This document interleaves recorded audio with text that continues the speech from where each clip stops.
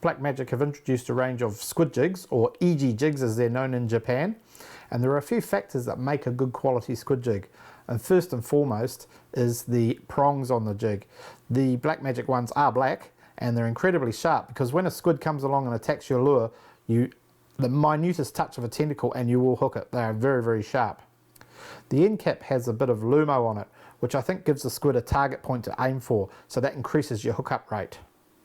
One of the most critical factors with a squid jig is the keel. Now the Black Magic ones have keels, they have a different sink rate for each weight of lure, which means they sink at a different speed depending on the depth and the current, which is very good, so you can actually control the depth that you're fishing at to make sure that you're hovering your lure over the weed. The other factor is if you let them rest, they will actually sit like this on the bottom and you can jerk them and get some action out of your lure without snagging up. So a good keel is essential. The other thing is these little feathers. As well as acting as added attractant, they give the lure a stability so they don't fall to one side. They come in 5 sizes and different colours to suit every sort of condition, because in some areas you have stronger current. So you want your jig to sink at the right rate and not snag up all the time, otherwise you just won't catch any squid. The other thing is the light. You need to have the right colours for the different sorts of light, bright days, dark days. Obviously a lot of squid fishing is done in clear water over weed, and some of the camouflage patterns are really effective when the squid are hard. One really big factor with the Black Magic squid jigs is the sapphire blue eye, and their research has shown, many expert recreational squid fishermen have said the sapphire blue eyes make all the difference. Let's talk about sex. All squid are born female, is that right? Yeah, basically those squid, the names they call it, it's bored female squid. So literally they come in, they're all female, and they come in shore actually to spawn. Once they congregate into one likely spawning area, a few of them in a group might turn into males, and then they start, mating together. But yeah, when they come in, apparently they're all females. Yeah. Now the basic principle for fishing a squid jig is that you cast it out and you let it sink, and then you give it some rapid jerks, and then you slowly retrieve it in, or even just draw it in and the squid attack it.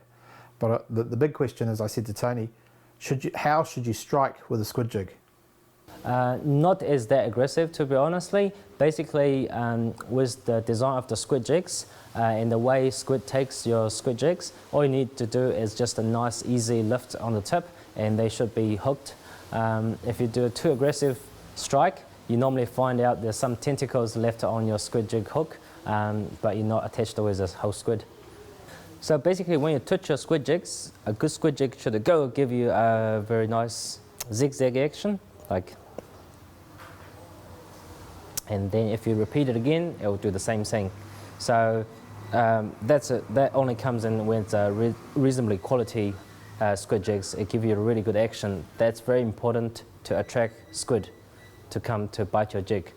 After the movement of the squid jigs, and squid will come along, 9 out of 10 it will grab the jig on the sideway like this with his tentacle, and once you feel the pull or the weight come on, once you strike gently, and your squid jig actually will be pulled away like this, and to hook onto the squid tentacle.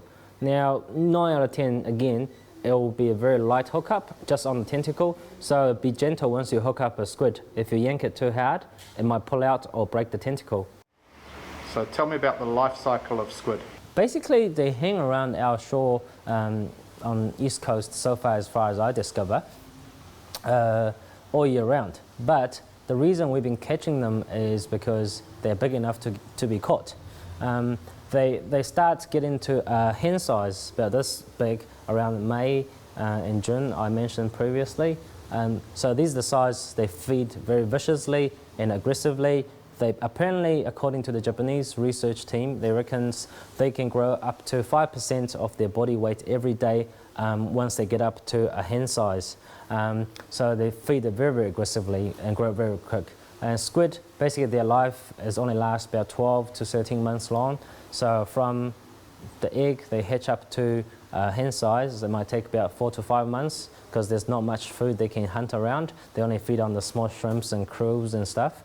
But once they grow up to a bigger size, they can hunt more nutritious food like small fish and the other stuff, crabs and stuff. Here are 2 techniques for cleaning squid. Jeremy demonstrates a technique that gives you squid rings. Cut just below the eyes and remove the beak.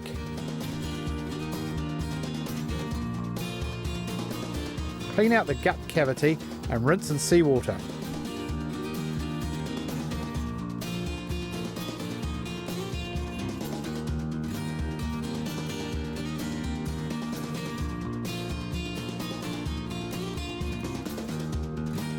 Remove the wings and skin.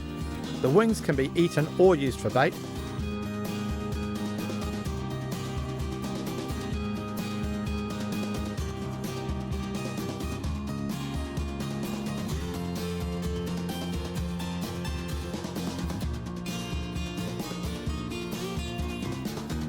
Remove the quill cartilage.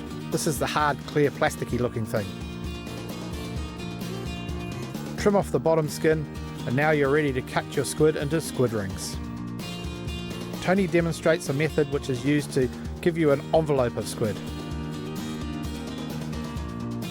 Cut along the tube using the cartilage as a guide.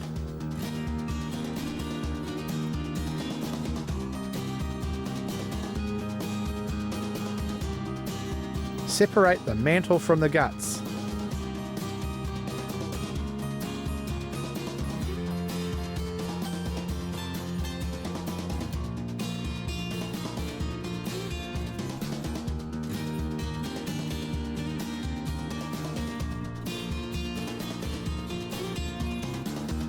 Lift out the tentacles and guts in one piece.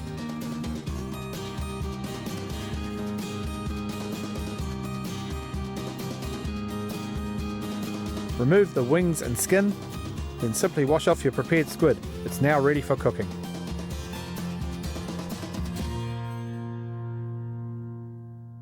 We really enjoyed our squid fishing experience. Thanks to Tony, his wife, Jeremy from Black Magic, my wife Nick who came along and did a lot of the filming. We really had a great time. We caught a bunch of squid and had a great feed afterwards. And I really enjoy squid. It's one of my favourite seafoods. But even if you don't like eating squid, remember, live squid is probably one of the best kingfish baits that you'll ever get. So it's worth learning to catch them just so you've got some good liveys in the tank next time you go kingy fishing. Well, that's our show for this week. Come back again next week when we'll show you more of all the fishing that New Zealand's got to offer.